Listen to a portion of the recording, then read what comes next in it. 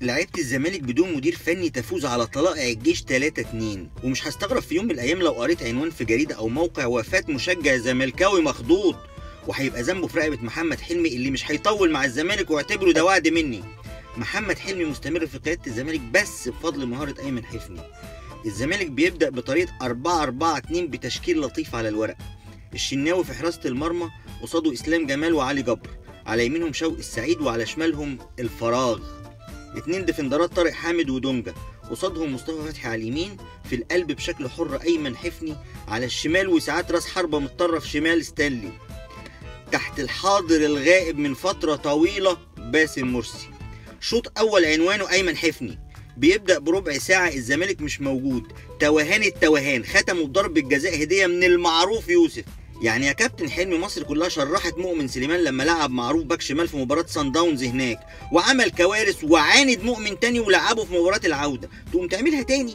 متوقع منه ايه تاني غير نفس الاداء في المركز ده؟ معروف اساسا عليه مليون علامة استفهام وهو بيلعب في مركزه، فما بالك لما تلعبه في غير مركزه؟ وعلى مين؟ على احمد عيد. دي جريمة في حد ذاتها، تمركز ولا اسوأ، بتتلعب الكرة من وراه واحمد عيد صاحب ال 36 سنة اسرع منه وواكل عيش عليه كل مرة. وكالعاده كرة اتلعبت من ورا معروف استلمها عيد ودخل 60 سم جوه ال 18 وفي طريقه للخروج بيها لبره. لو دي تيجي بسرعه معروف لحق عيد قبل ما يخرج بره واداله مقص ولا اروع. ربنا ستر، لو كان صبر ثانيه كمان كانت هتبقى فاول في حته خطر جدا. ضربه جزاء دي هديه للكابتن حلمي وللي جدد لروفا. اللي رجع الزمالك الماتش ده بسرعه وسبب مباشر في استمرار حلمي في منصبه الحين اشعار اخر هو جون ماركه ايمن حفني، جون من النوع اللي بيكون مصحوب بشهقه. الله يفتح عليك يا ابني، ده احنا كنا قربنا نقتنع ان الكوره مربعه في غيابك. وعن فرحه معروف بالجون ده ما تقولش لعدوينك عليه. معروف من ساعه ما لبس الزمالك ضربه جزاء مجاني وغالبا كان بيعاني من هلاوس سمعيه وبصريه، وكان شايف مصيره المحتوم وهو متشعلق على باب النادي. والصراحه كان المفروض ايمن اول ما معروف يهجم عليه عشان يحتفل بالجون ونجاته من السحل يقوم لطشه بالقلم على وشه.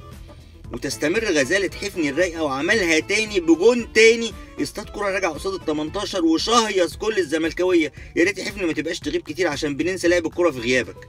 وكان هيعملها تالت وهاتريك، لكن الكرة ما راحتش زي ما هو عايز وطلعت عالية. خلي عندك دم وادخلي، انما تقول لي مين البعيدة جبلة. والله كان يستاهل الهاتريك. يلا حصل خير صحيح.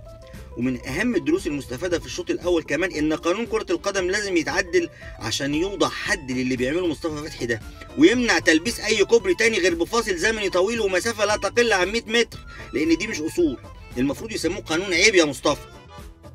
عموما الشوط الاول بالنسبه للزمالك بدا بجون ايمن، واستمر بسيطره وتحركات لايمن ومصطفى عملوا شكل للزمالك. الحاجه اللي اقدر اكدها لكم ان لو ايمن ومصطفى ما كانوش موجودين النهارده شكل الزمالك كان هيبقى في منتهى البؤس، وكان غالبا كابتن حلمي هيتفرج على الشوط الثاني بالبيجامه في البيت. وكالعاده الشوط الثاني شوط ايه يا ولاد؟ ايوه صح شاطرين، شوط تجويد محمد حلمي.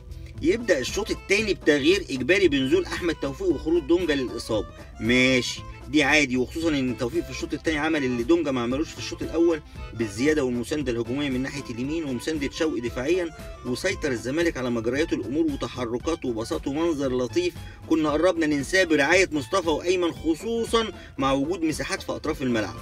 واخيرا تجتمع كل الحاجات الصح في هجمه واحده.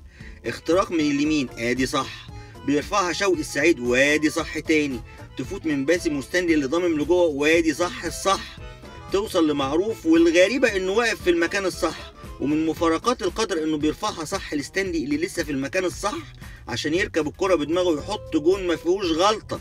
لا يا ولاد كده ممكن نتعود على كده وننسى لغوصه السنين. بعد الجون الثالث زادت المساحات في نص ملعب الجيش وتشم ريحه مهرجان اجوان زملكاوي، وهنا يتدخل ابو الكباتن ويحط التاتش بتاعه. مساحات ولعب مستريح. اخر حاجه الجو اللي بيحبه ايمن ومصطفى مش ناقصه غير ان باسم يكون في حالته جنب ستانلي. يبقى المفروض نعمل ايه؟ يطلع باسم وينزل حسام باولو اللي من يوم ما جه كل ما يديله حلمي بنلاقيه في فورمه كويسه، لعب اجزاء من ماتشين، جاب جون وعمل اسيست. قوم ايه؟ يسحب ايمن وينزل ابراهيم صلاح حسبي الله ونعم الوكيل. لما تتوجد المساحات وانت راكب الماتش ومتقدم بفرق 2 تقرر تدافع وتخرج ملك المساحات وتلعب بثلاثة دفندرات؟ بتدافع ليه وضد مين وعشان ايه؟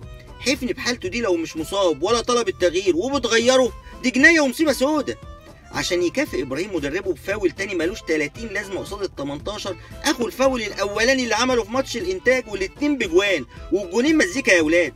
دي صدفه نظيفه صحيح. شكرا حلمي، شكرا ابراهيم، ربنا يخليكوا ليهم ويخليكوا لبعض. هو الزمالك كده ربنا ما يقطع له عاده، بيحب المكسب ما يبقاش بالسهل عشان يبقى حلال. بس حلمي اكيد هيعمل الصح بقى وينزل باولو عشان يخطف جون كمان يقتل بيه الماتش. ده تفكير السذج امثال يا جماعه. لكن الكابتن بيعلي على نفسه في التجويد وبيسحب مصطفى فتحي الامل الاخير في اي حاجه غير متوقعه لحساب محمد ابراهيم اللي بينه وبين مستواه الطبيعي بتاع 7 محطات مترو، وشكله قرر يقطع هم ماشي لغايه ما يقطع نفسنا. حسبي الله ونعم الوكيل. عم متولي حضرتك اتحاسبنت كتير، ان شاء الله ربنا يتقبل. بس فالنتيجه الطبيعيه ايه يا ولاد؟ الجيش بيروح وبيقرب وممكن يقلب الليله غم من النوع المركز لولا ساتر ربنا، ويفشل حلمي في تحقيق التعادل مع الزمالك وتنتهي المباراه بفوز لعيبه الزمالك على طلائع الجيش ومحمد حلمي عشان ربنا يمد في عمره شويه كمان فوق كرسي المدير الفني. لامتى الله اعلم، بس الاكيد انه مش هيطول. نسيت اقول لكم، مش الزمالك هيلاعب الجيش مباراه الدور الاول كمان اسبوعين؟ ايوه انت سمعت صح، مباراه النهارده كانت مباراه الدور الثاني، لسه بقى مباراه الدور الاول. معلش هو دورينا بيمشي بظهره، وبعدين عادي جدا وممكن نلعب مباراه من الدور الاول الموسم اللي فات كمان لو طلعت في دماغهم وبرضه عادي، يعني هو الماتش هيحمض يعني. معلومه اخيره، الزمالك اول 15 مباراه في الدوري السنه دي دخل فيه جون واحد، وفي اخر 3 مباريات دخل فيه 6 جوان.